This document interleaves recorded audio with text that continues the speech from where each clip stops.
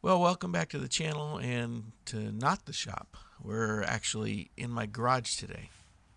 What we're looking at here on my Jeep is what we call in the off-road community rock sliders. It's there to protect the rocker panel, which is that piece just below the door, and the pinch seam from big objects that might be in your way.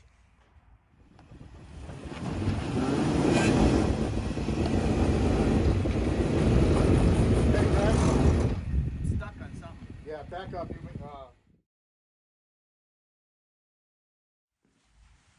Well, these rock sliders are made to fit my two-door Jeep. Now, this is the same style and design of rock sliders from the same manufacturer, but they're engineered for a four-door Jeep. These belong to my friend Chris, who recently decided to go in a different direction with the rock sliders on his Jeep. Chris is giving these rock sliders to another friend of ours, Kevin. But like me, Kevin owns a real Jeep, which means it only has two doors. So my project today is to cut these down so that they'll fit a two-door Jeep Wrangler. No machine shop work in this video, just going to be a lot of cutting, grinding, welding, and more grinding. Well, the first thing I want to do is I'm going to remove the driver's side rock slider from my Jeep so that I can line this up with the four-door version and take some measurements. There are two sets of bolts here that attach the slider to the pinch seam under the rocker panel.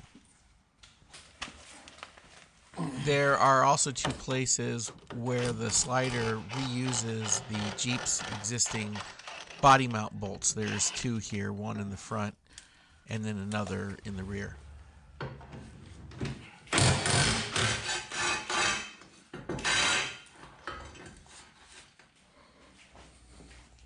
With my two-door slider next to the four-door slider, I can now take some measurements. When Jeep designed the JK body style, knowing that they were going to have two-door and four-door versions, a lot of these measurements are going to end up being exactly the same. Aside from having two extra doors, the mounting points on the four-door from the back of the front door forward are essentially identical to those on a two-door. So I don't think this is going to be much more complicated than cutting out some of the bits I don't need and then welding it back together. So the front body mount on my slider is in exactly the same position as the middle body mount on the other one. So I'm going to kind of start there and look at the angle of the front of the slider the way that's designed. I want to duplicate that. I essentially want to make this look as if it originally was made as a set of two-door sliders. Now this whole brace here on the back of the four-door slider is going to have to go. So I'm going to need to cut all of the welds that hold this piece on.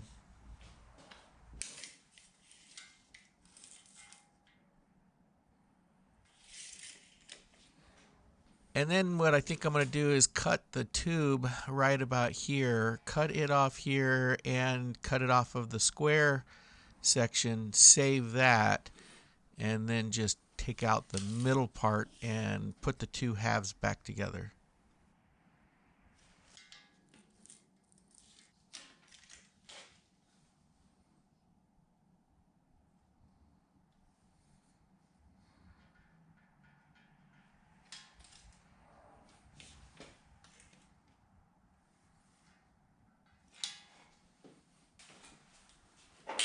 Now I just need to start cutting, making sure that I am only cutting the stuff I want to and trying to do as minimal damage to the rest of this slider so that when it does go back together, it still has an aesthetically pleasing appearance.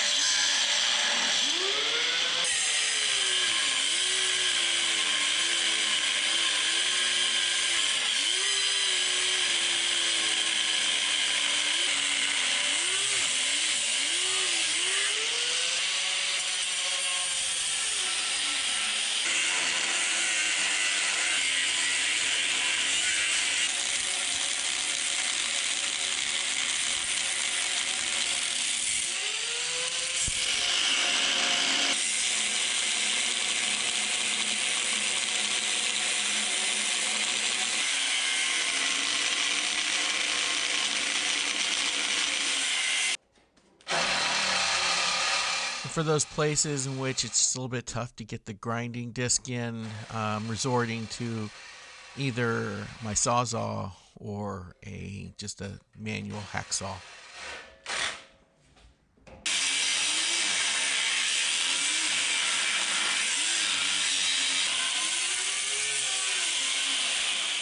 Now this cut here is where the round tube bends down and then is welded to the square tube. I'm trying to be real careful here in this cut. I only want to cut away the weld. I want to try to keep this as clean as possible because it'll make fitting it up again on the shortened slider a heck of a lot easier, and I won't have any fitment issues. And again, for that last little bit that I can't fit the grinding disc in, I'm just going to use my Sawzall.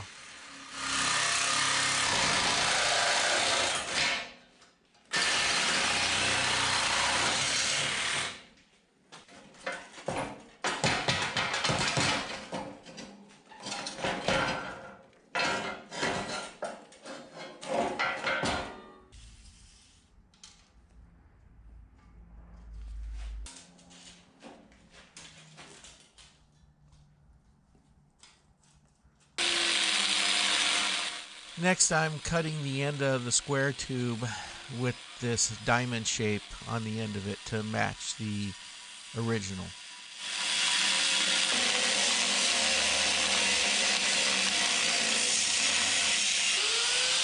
Before I can finish the cut of the square tube, I need to get this round tube out of the way, so I'm going to cut it back to where I know that it won't be too short.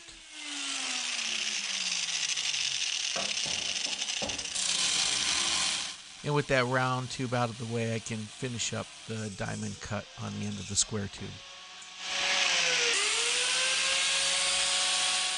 Now that I know exactly where the round tube bend needs to be, I can cut the length of the round tube to its final dimension.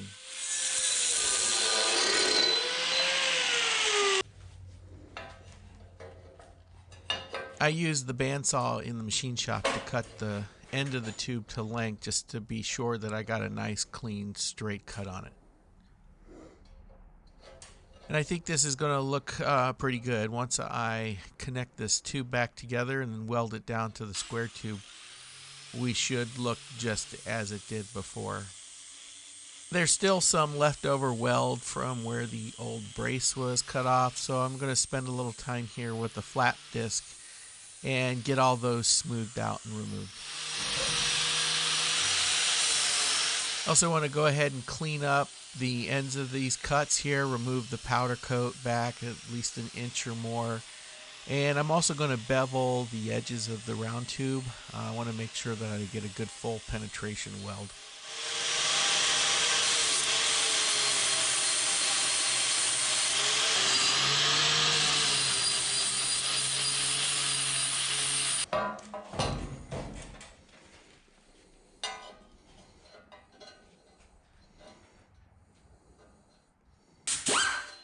There was some scale in the inside of these tubes, so I grabbed a worn out old wire wheel, and I'm spending a little time trying to clean some of that out so it doesn't contaminate the weld too badly.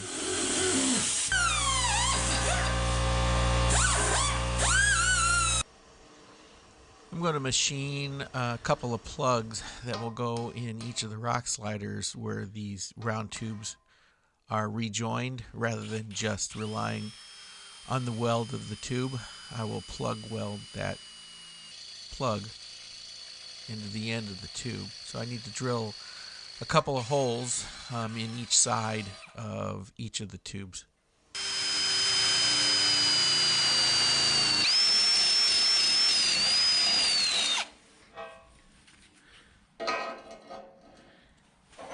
I just machined this mating plug up out of some scrap steel I had on my shelf. It looks like they'll fit in here with a little fuss. I'll be able to fill those holes with weld and make this joint really strong. It should stand up to quite a bit. I'm going to go ahead and tack this in place for now. I am using my Hobart Handler 175 transformer machine. I'm running 030 flux core wire. Normally I would prefer to run solid wire with C25 gas, but I've been having some porosity issues with this machine, and I think it's because there is a leak inside the machine where air is getting into the gas line. And unfortunately, parts for this welder are no longer available, so I'm going to have to make a new part and hope that that resolves the issue for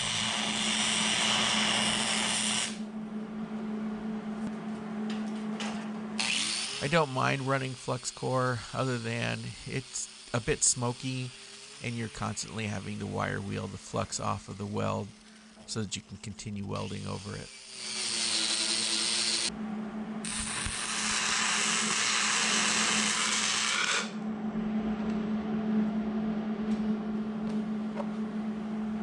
And my cuts on this end of the tube weren't as clean as I would have liked them to be, so I've got some pretty gnarly, horrible fit up.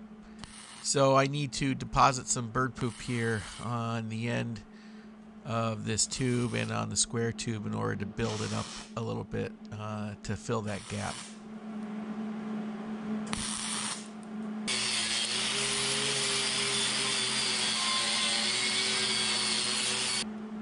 Ideally, of course, we'd want to recut it and cut it smooth, but unfortunately I can't do that. If I were to do that, I wouldn't have enough tube left, and it'd be too short. It wouldn't reach to the end of the square tube. So I'm going to resort to this nasty method. There are other ways to fill gaps, but for this purpose, this will work out just fine.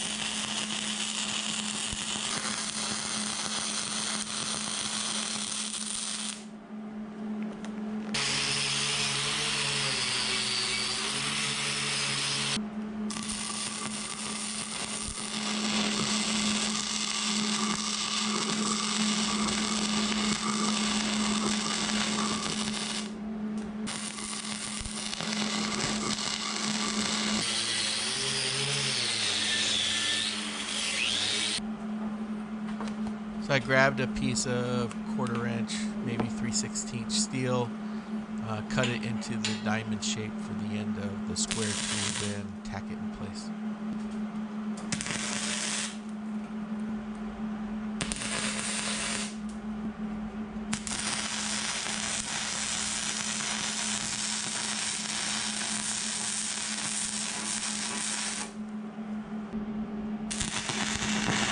So these welds will eventually be blended with a flat disc, so I'm not overly concerned about how they look, just that it's a good strong weld. So I'll be building these up a little bit in order to give me some room to grind in a radius.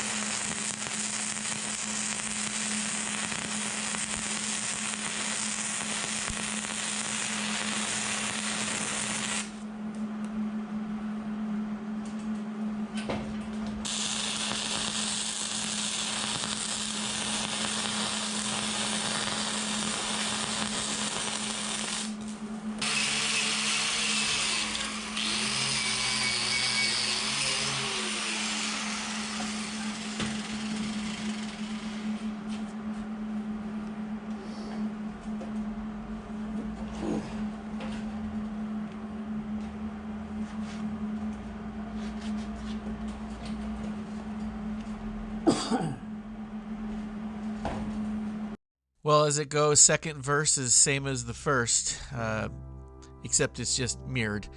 So the second one actually took me probably about half as much time as it took me to do the first one, and I just did a quick time lapse of the process.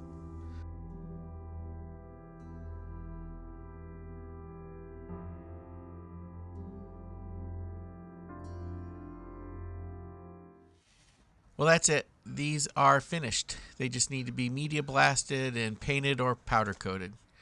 I hope you enjoyed this video. Thanks for watching, and we'll see you on the next one.